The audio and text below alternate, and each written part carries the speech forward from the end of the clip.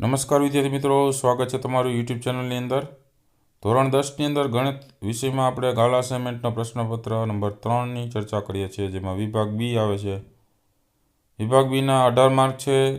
આપેલા 13 પ્રશ્નોમાંથી કોઈ પણ 9 પ્રશ્ન છે એ ગણતરી સાથે જવાબ લખવાના છે. દરેક પ્રશ્નના 2 ગુણ છે.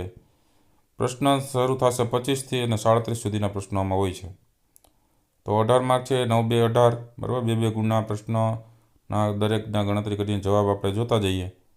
તો શરૂઆત કરીએ 25માંથી. દ્વિઘાત બહુપદી 6x² - 7x - 3ના શૂન્ય શોધવાના છે. તો p of x બરાબર 6x² - 7x - 3 આપી દીધા છે, એના બરાબર 0 લઈ લો. તો 0 બરાબર 6x² - 6 તેરી 18. તો 18ના એવા ભાગ પડે -7 આવે તો -9x + 2x થશે અને -3. 0 બરાબર અહીંયા સામાન્ય કાઢો 3x, તો કૌંસમાં વધશે 2x - 3 વત્તા અહીંયા સામાન્ય કાઢો 1, તો અહીંયા વધશે 2x - 3. તો 0 બરાબર 2x - 3 ને અહીંયા થાય 3x - 1. 2x - 3 બરાબર 0 એટલે 2x બરાબર 3 થશે, એટલે x તમારો થાય 3/2. અને 3x - 1 બરાબર 0, તો 3x બરાબર -1 થાય, તો x બરાબર -1/3 થાય. આમ 3/2 અને -1/3 આપેલ બહુપદીના શૂન્યો છે. 26માની વાત કરીએ કે જેના શૂન્યનો સરવાળો વર્ગમૂળ 2 અને ગુણાકાર 1/3 થાય તેવી દ્વિઘાત બહુપદી મેળવવાની છે.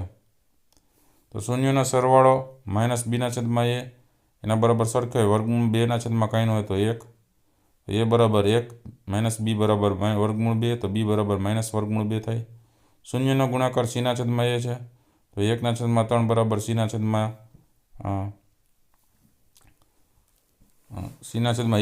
ની કિંમત મૂકી દઈએ 1. તો અહીંયા જોઈએ 3c બરાબર 1 થાય, તો c બરાબર 1/3 મળે. હવે દ્વિઘાત બહુપદીમાં કિંમત મૂકી દઈ. તો p of x બરાબર ax² + bx + c માં 0 મૂકી દઈએ તો 1 એની કિંમત છે, x² ઓછા bની કિંમત વર્ગમૂળમાં ઓછા વર્ગમૂળ 2x વત્તા cની કિંમત 1/3. 3 લસા લ્યો એટલે 0 બરાબર 3x² - 3 વર્ગમૂળ 2 × x વત્તા 1. તેથી kની કિંમત આવી રીતે મળે, k કૌંસમાં 3x² - 3 વર્ગમૂળ 2 × x વત્તા 1 બરાબર 0, જ્યાં k નોટ ઇક્વલ ટુ 0. 27ની વાત કરીએ. દાખલા નંબર 27 કે નીચે આપેલા સમીકરણ દ્વિઘાત સમીકરણ છે કે નહીં તપાસો. તો પહેલું આ x - 2 અને x વત્તા 1 એ બેનો ગુણાકાર કરવો પડશે. એ જ રીતે અહીંયા x - 1 અને x વત્તા 3નો ગુણાકાર.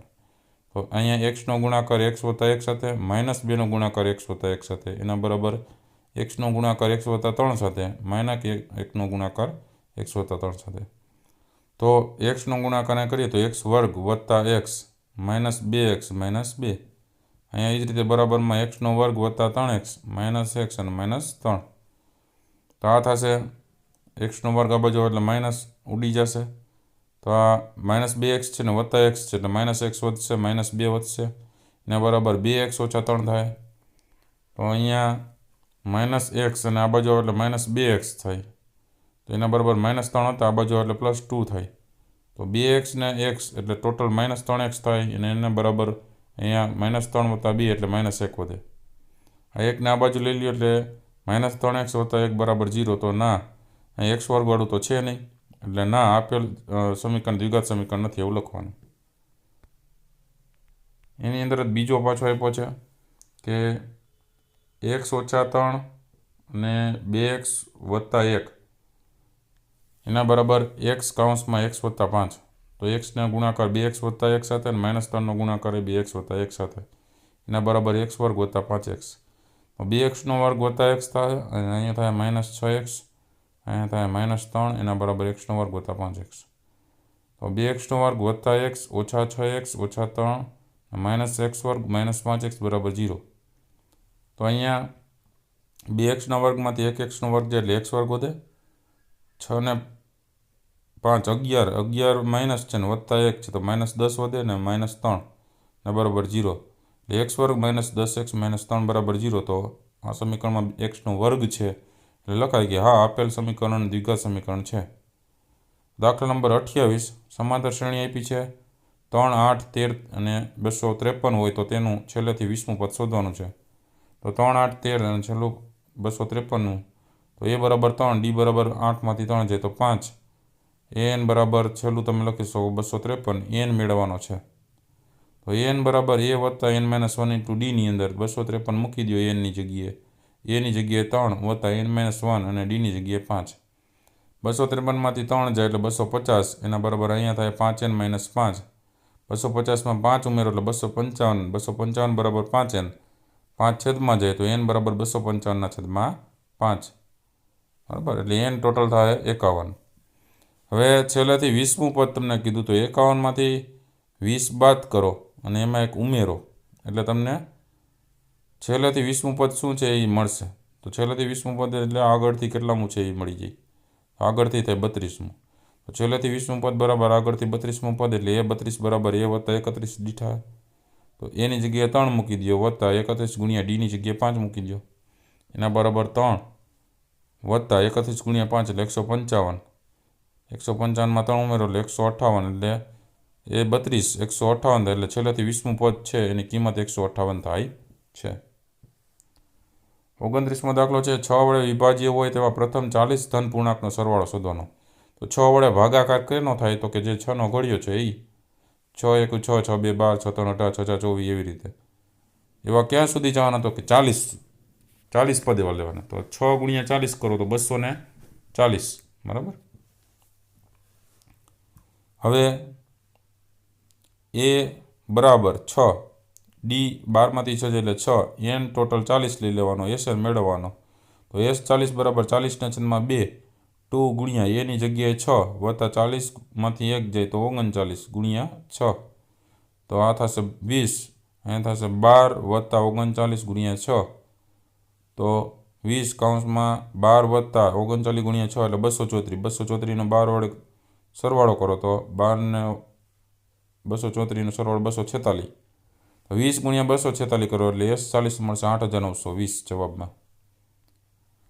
30મો દાખલો છે જે 2 -5 અને -2 -9થી સમાન અંતરે હોય તેવું x અક્ષ પરનું બિંદુ શોધવાનું છે.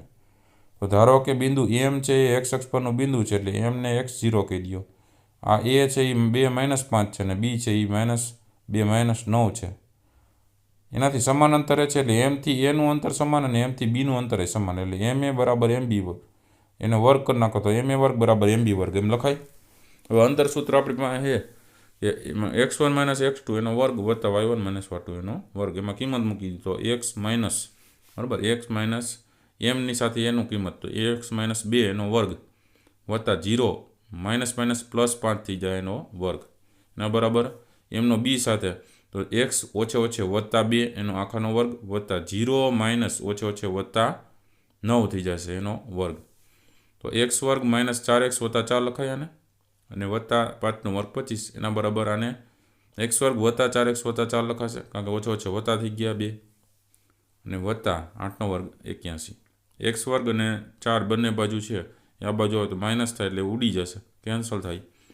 અહીંયા 4x હતા એ -4x છે આ +4x ડાબી બાજુ આવશે બરાબરની તો -4x થઈ જશે એના બરાબર અહીંયા 81 છે 25 જમણી બાજુ જાય તો 81 - 25 થઈ જશે. એટલે ગણતરી કરો તો -8x આવશે અને સામે થશે 56. x ને કિંમત મેળવી છે તો x બરાબર -56 છે અને છેદમાં થશે 8. તો x બરાબર કિંમત મળી જશે 7 બરાબર 7 8 56 છેદ ઉડી જાય એટલે આમ બિંદુ એમના આમ બરાબર એક્સની જગ્યાએ મૂકી દેવાનું -7 અને એ y તો હતો 0 -7 0 છે એમના આમ બરાબર. 31માં છે જે બિંદુઓ A B C D 4 આપ્યા છે એ સમાંતર બાજુ ચતુષ્કોણના બિંદુઓ હોય તો P અને Q એમાં જે છે એ મેળવવાના છે. તો સમાંતર બાજુ ચતુષ્કોણના વિકર્ણો પરસ્પર દુભાગે છે એમ કહેવાય એટલે A ની હારે C આવે અને B ની હારે D આવે એના મધ્ય બિંદુના આમ મેળવી શકીએ. તો AC નું મધ્ય બિંદુમાં કિંમત મૂકીએ તો 6 + 9 છેદમાં 2 1 + Q છેદમાં 2 એના બરાબર અહીંયા BD નું જોઈએ તો 8 + P છેદમાં 2 અને 2 + 3 છેદમાં 2 તો આ થાય 15/2 બરાબર અને આ 1 + Q ના છેદમાં 2 તો છે 8 + P ના છેદમાં 2 અને આ થશે 3 ને 2 5/2. હવે x વાળો x સાથે સરખાવવાનો તો 15/2 ની હારે સામે શું આવશે બરાબર 8 + P ના છેદમાં 2 અને 1 + Q ના છેદમાં 2 ની સામે આવશે 5/2. 2 વાળું ઉડી જાય તો આ 15 બરાબર 8 વત્તા પી એવું 8 આ બાજુ લઈ લો, 15માંથી 8 જાય એટલે પી તમને મળી જાય 7. અને 1 + ક્યુ બરાબર 5 છે, તો 5ની આ બાજુ જમણી બાજુ 1 લઈ લ્યો તો 5માંથી 1 જાય તો 4, તો ક્યુ તમને મળશે 4. બરાબર છે. પી બરાબર 7 અને ક્યુ બરાબર 4 મળે છે. 32માં કિંમત શોધવાની છે.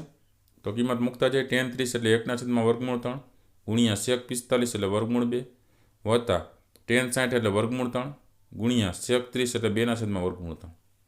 તો આ થાય √2/3 વત્તા આ √3 બે ઉડી જશે એટલે 2/1.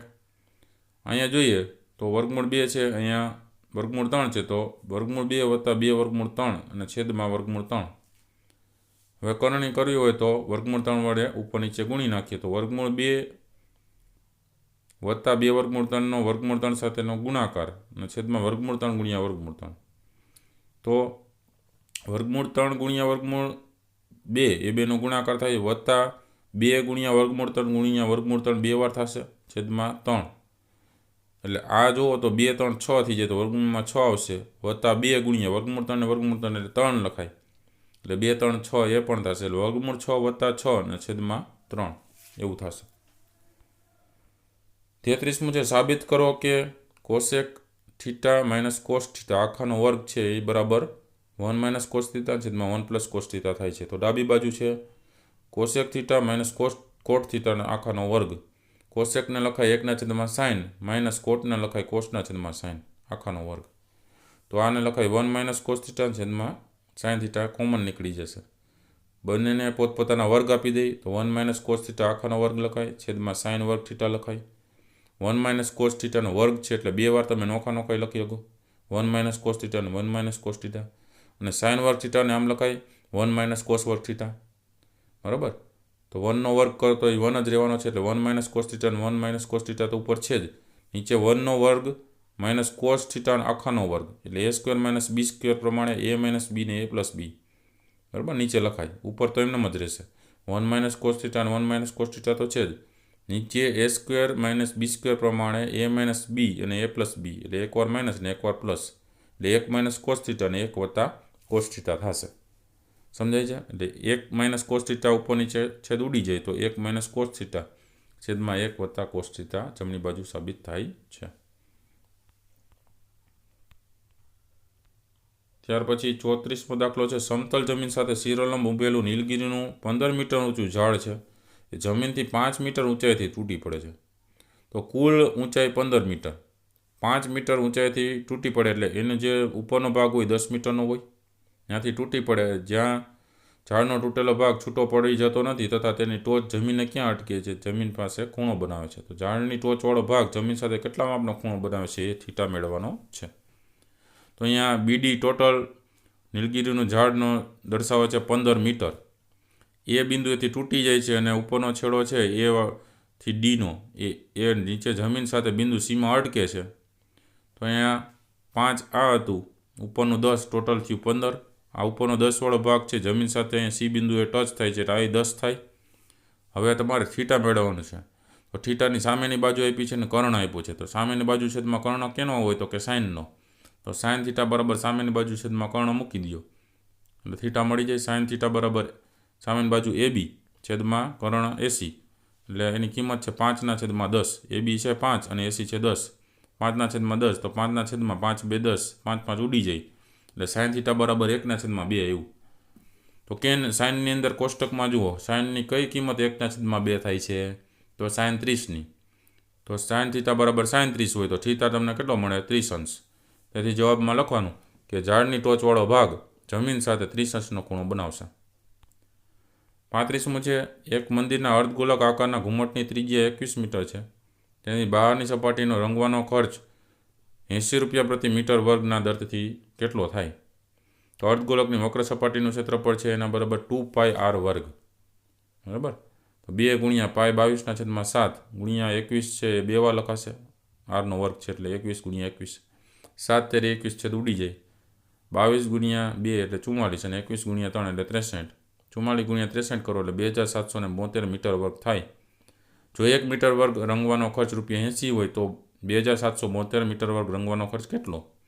તો 2772 ગુણ્યા 80 કરો એટલે રૂપિયા થશે 2,21,760.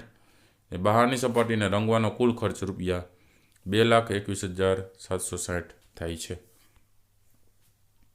36મો દાખલો છે. એક ઘન પદાર્થે એક સેમી ત્રિજ્યા ધરાવતા અર્ધગોલક ઉપર તેટલી જ ત્રિજ્યાવાળો શંકુ ગોઠવીને બનાવાયો છે. શંકુની ઊંચાઈ તેની ત્રિજ્યા જેટલી જ છે.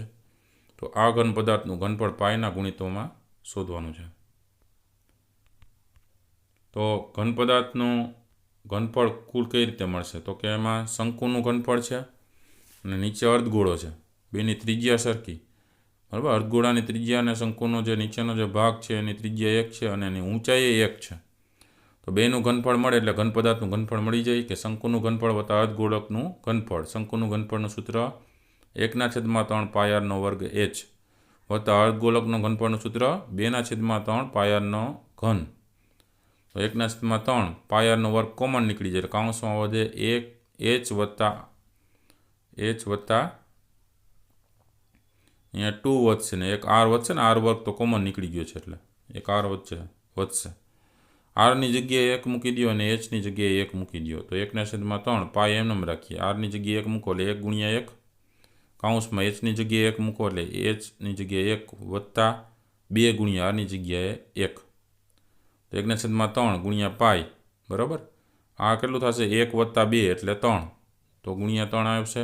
આ 3 ગુણાકારમાં છે, નીચે છેદમાં છે, અંશ છેદમાંથી ગુણાકારમાં હોવાથી ઉડી જાય. પાય ગુણ્યા 1 એટલે પાય સેમી ઘન થશે.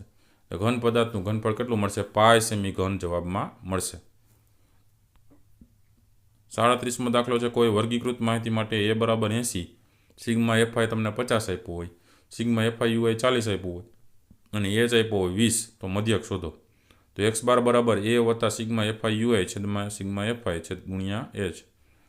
એની કિંમત મૂકી દો 80 વત્તા સિગ્મા fi ui છે 40 છેદમાં સિગ્મા fi છે 50 ગુણ્યા h છે 20.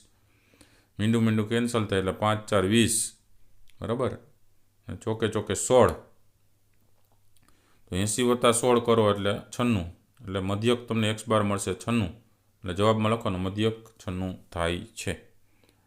તો અહીંયા સુધીના દાખલા સેક્શન સીના હતા, બરાબર. દરેક રીતો છે ખાસ પાકી કરજો. કઈ રીતે દાખલો ગણવાનો છે એ ખ્યાલ આવશે તો દરેક પેપરની અંદર ખાસ રીત જોવાની છે. રીત વ્યવસ્થિત જોઈ લેશો એટલે તમને દાખલો સમજાઈ જશે અને પછી તમને દાખલો કઈ રીતે ગણવાનો છે રકમ જોઈને ખ્યાલ આવી જશે. પરીક્ષાની અંદર ગમે એટલી કિંમત બદલાવે, રીત છે આવડતી હશે તો તમે સરળતાથી દાખલા ગણી શકશો. આ વિડીયો તમને ગમ્યો હોય તો લાઇક કરજો, તમારા મિત્રોને પણ વિડીયો શેર કરજો. સાથે ચેનલને સબસ્ક્રાઈબ ન કરી તો ચેનલને સબસ્ક્રાઈબ કરી લેજો. ફરી પાછા નવા વિડીયો સાથે મળીએ, ત્યાં સુધી તમારી કાળજી રાખજો. Thank you very much and take care.